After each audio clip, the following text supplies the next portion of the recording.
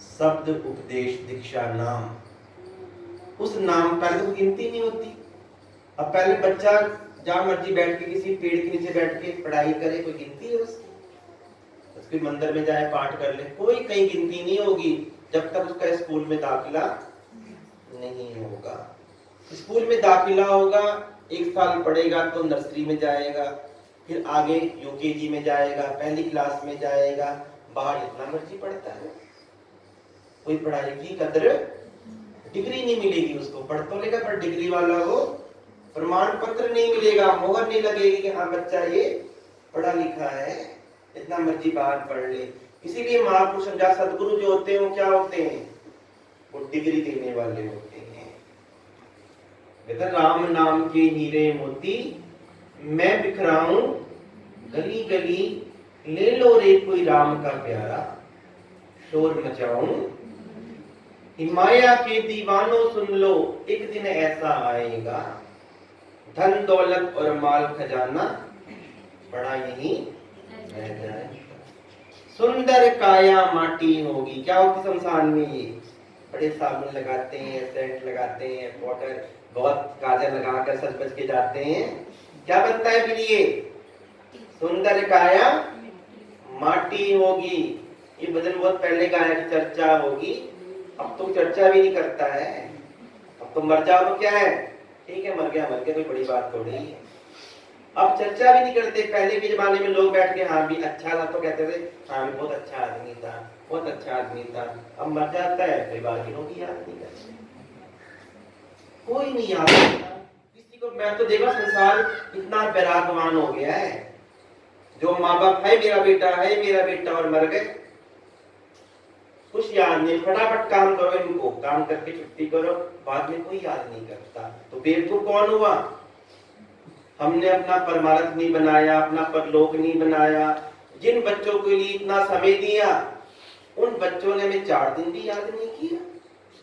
नैनीताल में एक घर में गया तो वो मरने से पहले उस आदमी की फोटो लगी थी इतनी बड़ी, ऐसे मुझे तान के ऐसे लगा हुआ था, खड़ा था। मरने से पहले जब उसके घर में, जब वो जिंदा था, घर का जो मालिक था, इसने इतनी शानदार कोठी बनाई थी और फोटो देख के बड़ी खुशी होती। जब वो मर गया तो उसकी फोटो वहां से हटा दी, फोटो भी हटा दी लड़कों ने, और वहां पे अपनी फोटो लगा दी, अपनी फोटो लगा दी। जब मैंने कहा तुम्हारे पिताजी की फोटो थी, लोग तो बाप का सम्मान करते, मर के क्या आपने कबाड़े में पड़ी हुई है, कबाड़े में पड़ी हुई है। पहले के जमाने में घरों में लोग जो मर जाते उनकी पूजा करते थे, उनकी फोटो लगी होती थी। मिलती घरों में किसी के मिलती होगी।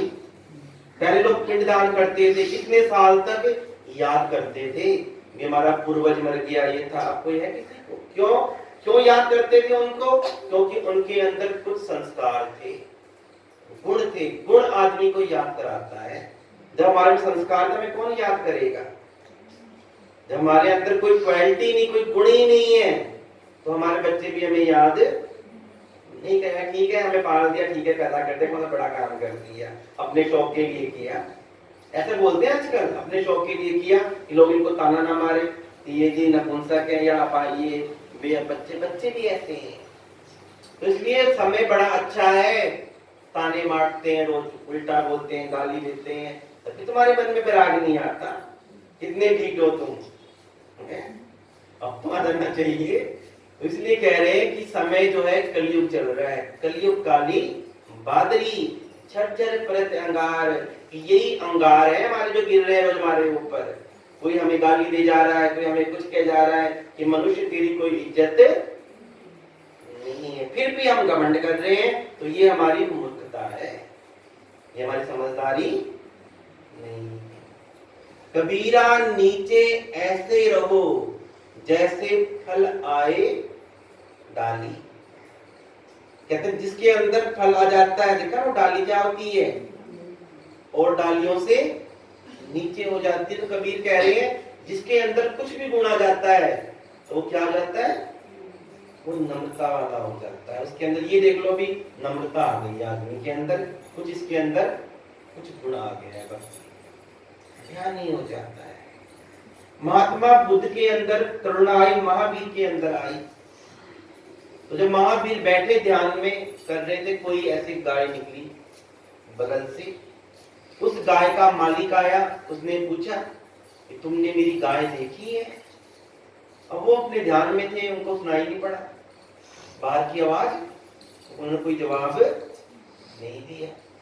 उसने एक बार पूछा, 2 बार पूछा, 3 बार पूछा, फिर वो गुस्से में चौबीस हो गया। क्योंकि जो इंसान तामसी, देखो गुस्सा क्यों आता हम लोगों को?